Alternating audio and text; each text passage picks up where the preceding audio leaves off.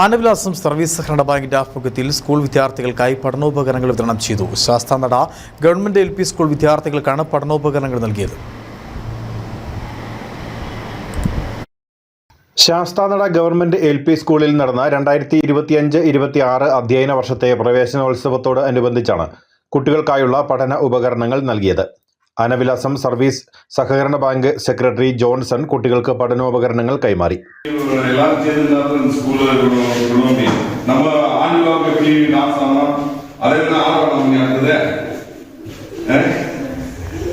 അതേമാതിരി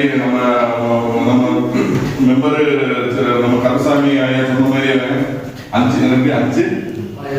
அஞ்சில் விளையாடுறது 50 அதே மாதிரி முன்னாடி மட்டும் போன மட்டும்தான் நம்ம முன்னாடி போக முடியும். அதனால உங்களுக்கு எல்லாரும்.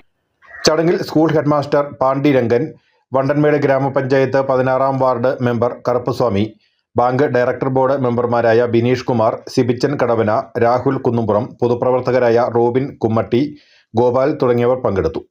News bureau, Anakkara.